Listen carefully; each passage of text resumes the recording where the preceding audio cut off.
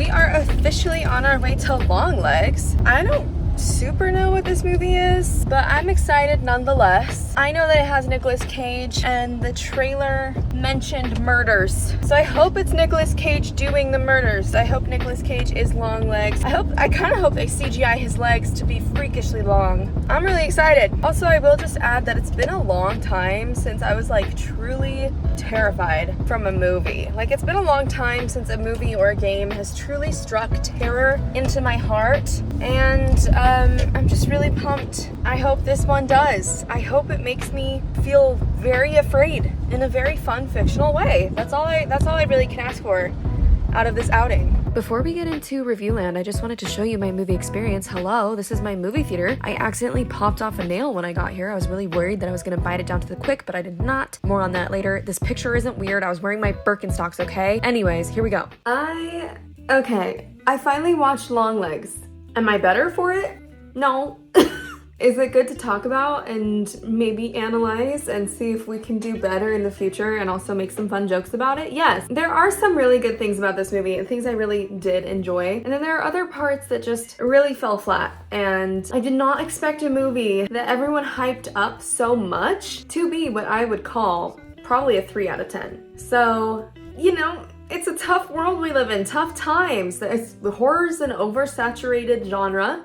Everyone's trying to take a stab at making a good horror movie. So let's just talk about it. Let's just have a little conversation. Longlegs, spoilers ahead. I don't know what else you expected if you clicked on this video. We're talking about it all.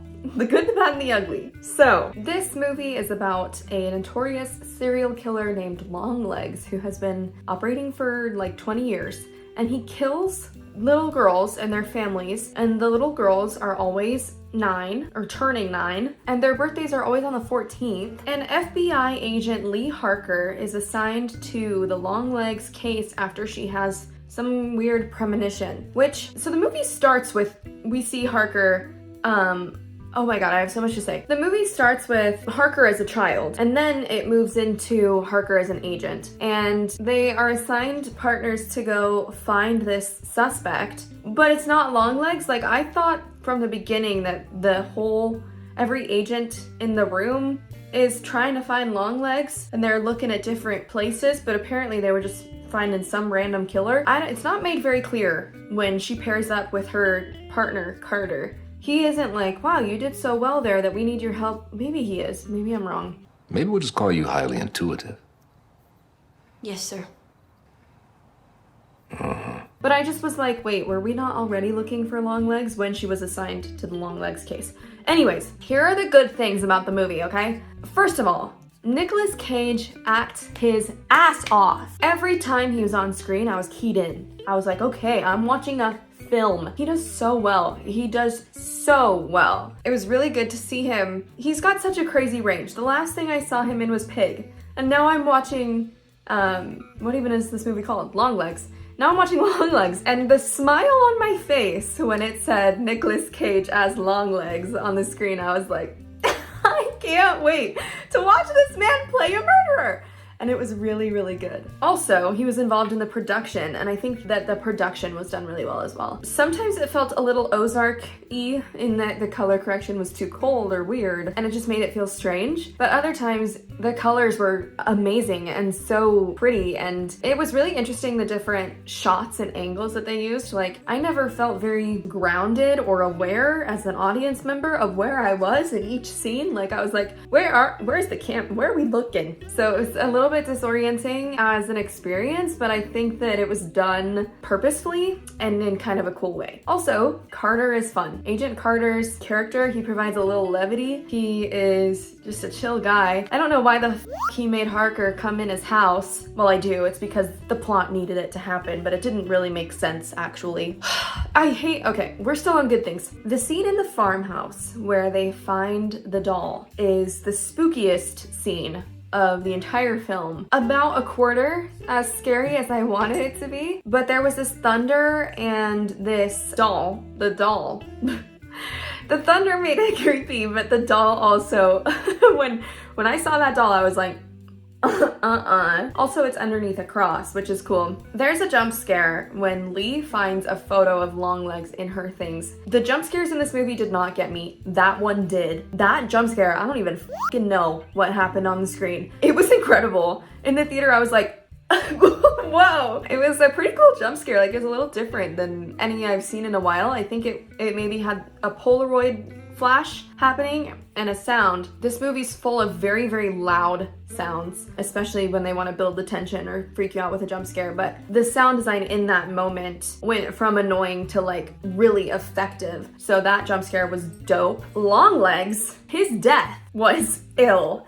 It was so metal. I was not prepared. It was the prosthetic of his nose and the practical effect of his nose falling off of his face was so sick. I don't understand why Lee was in the room alone with him or why she didn't just leave the room when he started killing himself. But, when he started sewer sliding. But that aside, it was a very cool scene. The flashbacks in this movie are also done in a very cool way. It's always this like different, I don't know why I thought that would work. It's a different aspect.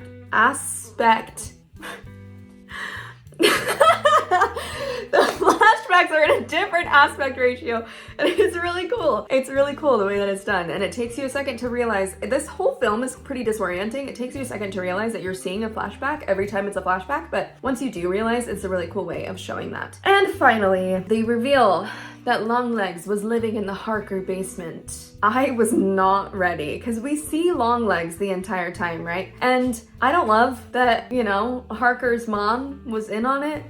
I think it's a weak point, but it was really, really cool to see that this place where we've seen Longlegs do all of his creepy ass shit this entire time was actually the Harker basement. Harker wakes up on Longlegs' bed after he has died, and she goes upstairs because the phone is ringing, and she goes upstairs into her mother's house, and it was pretty freaky. So I was like, okay, good points there.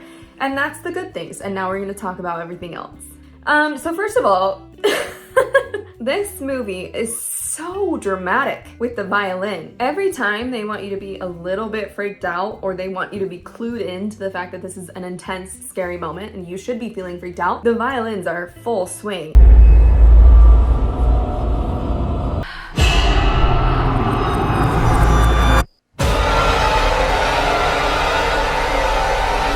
I almost wished that I had earplugs. Like, it was so screechy and intense and loud. I don't know, I'm in the less is more camp when it comes to sound design. I think the music in the doll scene in the farmhouse was very minimal, and that's part of what made it so creepy. Especially like, if you look at a Jordan Peele film, that's hard to say. Jordan Peele film. If you look at Peele's movies, they're very light on the sound and the music, and it's only there when it needs it, and it makes it very, very cool. The chores have become my sanctuary.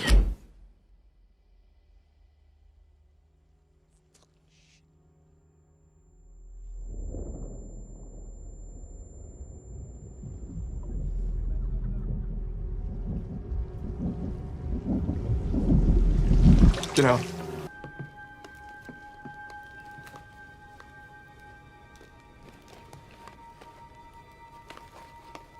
Where are those keys, Rose? You know I can't give you the keys, right, babe? So you see, the shadow hated the girl. She was being tested by God. Excuse me. Excuse me. What do you want? You could have my wallet. You could have the car. Gabe. It was too many violins. Also, nothing's really explained. First of all, I still don't know what Longlegs means or why he calls himself Longlegs, except for at the start when he says, I've got my long legs on today, but I don't know what the fuck that means. Nick, explain yourself. I didn't realize that Lee, as the FBI agent, was the little girl from the start of the movie till 70 minutes in. Lee's weird.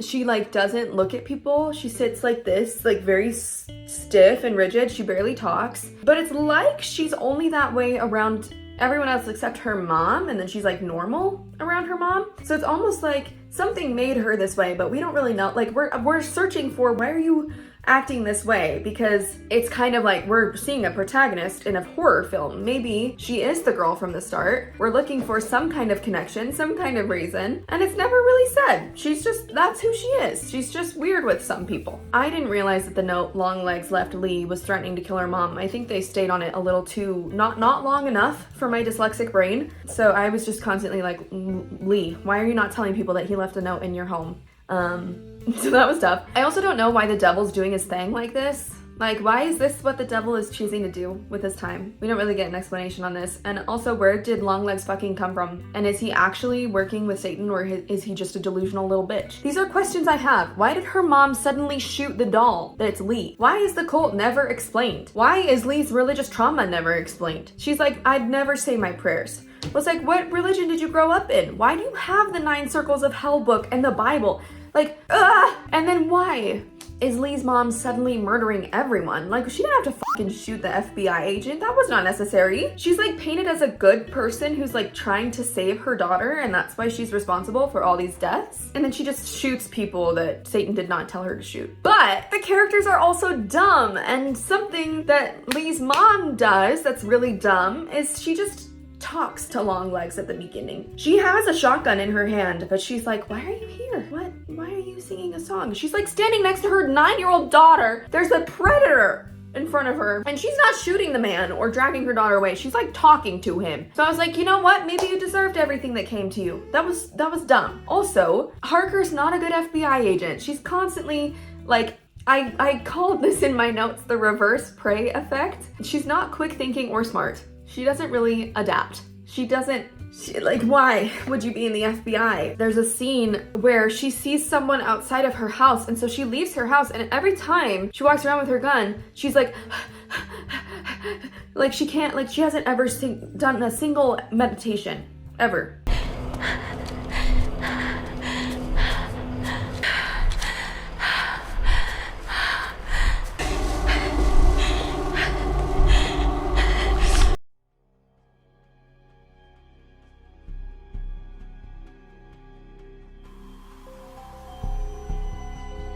She's never done any breath work or breath control. She has never learned that maybe if you breathe loudly, the killer will know where you are. So she runs into the dark forest around her home, which, by the way, is made of windows, and she has no curtains pulled. Anyways, and she runs out there and suddenly sees that the killer's in her house. So she goes back to her house, does the same thing. And then she finds a note on her desk that says don't open until January 14th, and she immediately opens it. And even though the killer's probably still in her house, and then she hears a footstep in her home.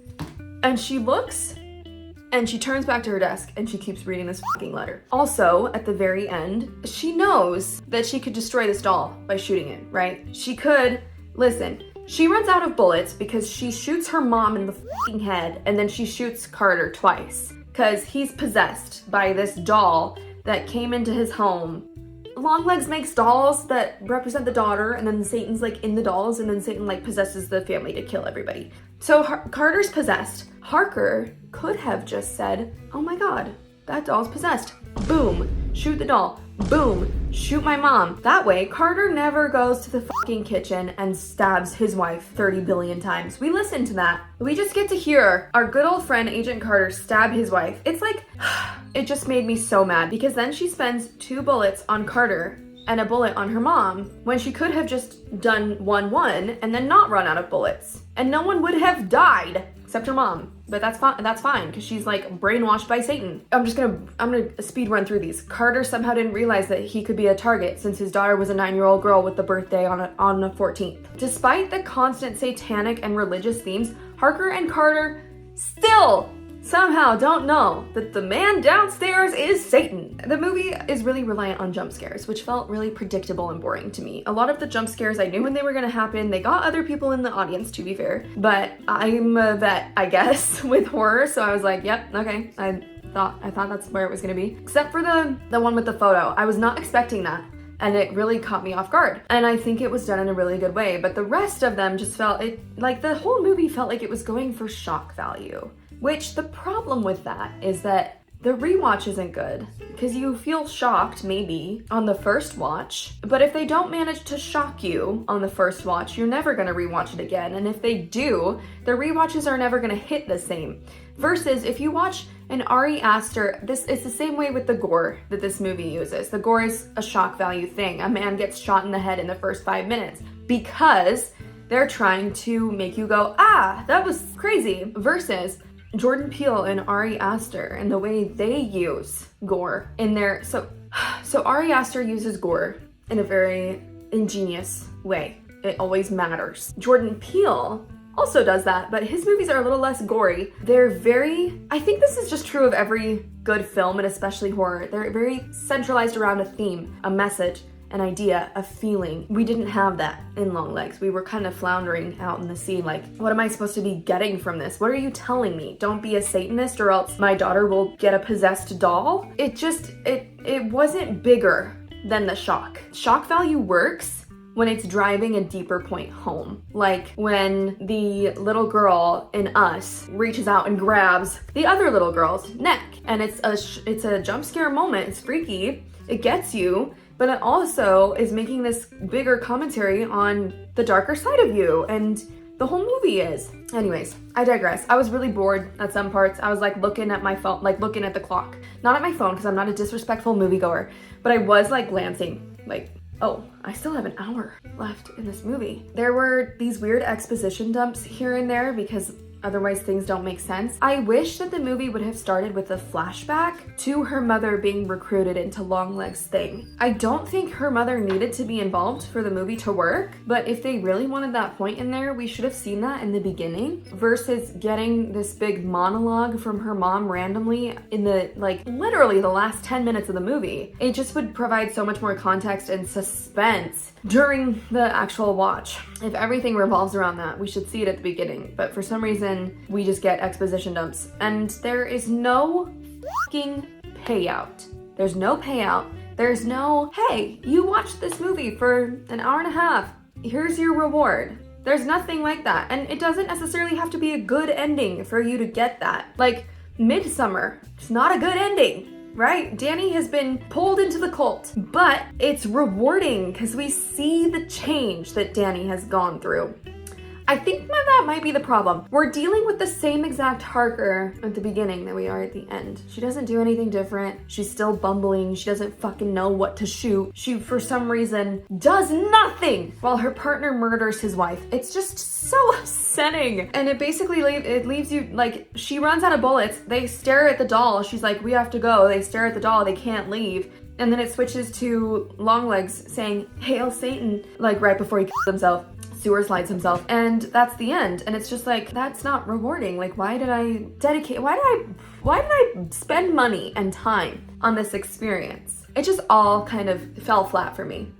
That said, the highlights of the experience were, of course, my man Nick Cage. The farmhouse scene was very spooky, probably because of the thunder and the sudden appearance of a doll, but it was really well done, the atmosphere. I wish the whole movie had felt like that. It was so good, and I can't necessarily put my finger on what makes it so different, but it was just, oh, also the girl, the crazy girl, who's like, if you told me to kill you, I sure would do. I was like obsessed with her performance. She was a highlight, for sure. She was eerie. Those were the really good parts that I wish the whole movie had felt like. And I think it's just because they were more grounded and less like, oh, Satan made this doll, and more like, we're dealing with the people, like the actual in-world people consequences. Also, my favorite part of this movie experience was the first time we see Longlegs' face, for real, which is after Lee finds the photo, after that jump scare moment, she gives the photo to Carter. She says, this is who we're looking for. Carter's like, are you sure? She's like, dude, you fucking put me on this case because I had a random premonition for some unknown reason. So yeah, I'm fucking sure. And then we see Longlegs' face, like actually for real, for the first time. The camera kind of like pans up to him and he's like looking into the distance, being all weird. And Nick Cage has all the prosthetic stuff on his nose and chin. And the camera pans up and focuses on his face, and this guy behind